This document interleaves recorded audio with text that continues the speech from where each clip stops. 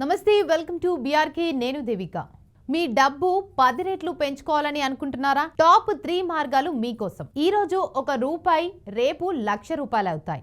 అలా అవ్వాలంటే డబ్బును సరైన మార్గంలో పెట్టుబడి పెట్టాలి. అలా చేస్తే డబ్బు అదే పెరుగుతుంది. మరి మీ కష్టార్జితాన్ని 10ంతలు పెంచడానికి సరైన మార్గాలు ఏంటో ఇప్పుడు చూద్దాం. డబ్బు పెరుగుతుందా అని ఎవరైనా అడిగితే ఎస్, ఖచ్చితంగా పెరుగుతుంది అని చెప్పొచ్చు. ఈ రోజు ఒక రూపాయి రేపు ₹1,00,000 అవుతాయి. అలా అవ్వాలంటే డబ్బును సరైన మార్గంలో పెట్టుబడి పెట్టాలి. మరి మీ కష్టార్జితాన్ని 10ంతలు పెంచుకోవడానికి సరైన మార్గాలు ఏంటో ఇప్పుడు చూద్దాం. రియల్ ఎస్టేట్ పెట్టుబడి విషయానికి వస్తే చాలా మంది మొదట పెద్ద నగరాల్లో అపార్ట్మెంట్లు కొనాలని ఆలోచిస్తారు. కానీ ఇది లాభదాయకం కాదు. మీరు 50 లక్షల అపార్ట్మెంట్ కొంటే ఇంటి విలువ 10 సంవత్సరాల తర్వాత 40 లక్షలకు తగ్గిపోతుంది.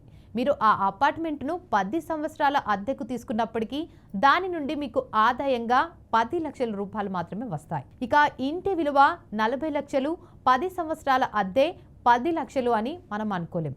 కారణం ఏమిటంటే 10 సంవత్సరాలలో 50 లక్షల విలువ ద్రవ్యోల్బణం ప్రకారం 95 లక్షలు అవ్వాలి. కానీ అపార్ట్మెంట్ కొంటే ఆ వ్యక్తి 45 లక్షల లాభం కోల్పోతాడు. అదేవిధంగా మీరు 50 లక్షలకు నరకంలో ఒక ప్రత్యేక ఇంటిని కొనుగోలు చేస్తే 10 సంవత్సరాల తర్వాత ఇంటి విలువ తగ్గినప్పటికీ స్థలం విలువ చాలా ఎక్కువగా ఉంటుంది.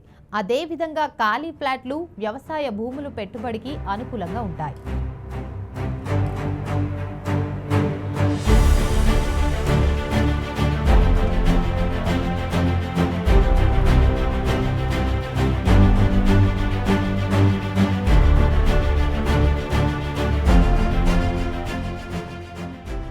బంగారం పెట్టుబడికి ఉత్తమ ఎంపిక బంగారం కొనడం. బంగారాన్ని ఆభరణాలుగా కొనడానికి బదులుగా నాణేలు, బిస్కెట్లలో కొనడం మంచిది. ఎందుకంటే మీరు బంగారాన్ని ఆభరణాలుగా కొనుగోలు చేసినప్పుడు ప్రాసెసింగ్ రుసుము, నష్టానికి 10% ఎక్కువ చెల్లిస్తారు.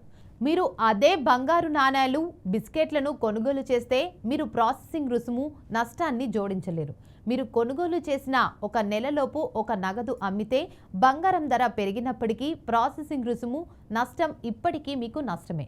కానీ మీరు బంగారం నాణేలు, బిస్కెట్లను అమ్మినప్పుడు మీరు లాభం మాత్రమే పొందుతారు.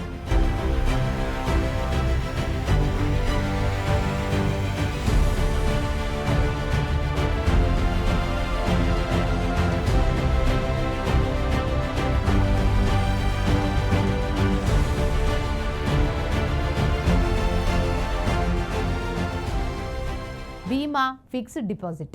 మీరు బీమా ద్వారా ఆదాయం సంపాదించుకోవాలనుకుంటే సాంప్రదాయ పథకాలను మాత్రమే ఎంచుకోండి. ప్రధానంగా స్టాక్ మార్కెట్లపై దృష్టి సారించే బీమాలు కొన్నిసార్లు నష్టాలకు ఇవ్వవచ్చు. బీమా ద్వారా కంటే ఫిక్స్డ్ డిపాజిట్ల ద్వారా ఆదాయం సంపాదించడం ఎల్లప్పుడూ సురక్షితం.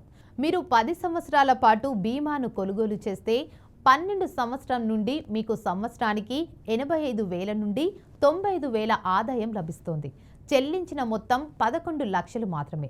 మీరు అదే డబ్బును డిపాజిట్గా ఉంచుకుంటే 10 సంవత్సరాల తర్వాత మీకు సంవత్సరానికి 1,23,500 వడ్డీ లభిస్తోంది. అసలు మొత్తం 19 లక్షలు ఉంటుంది.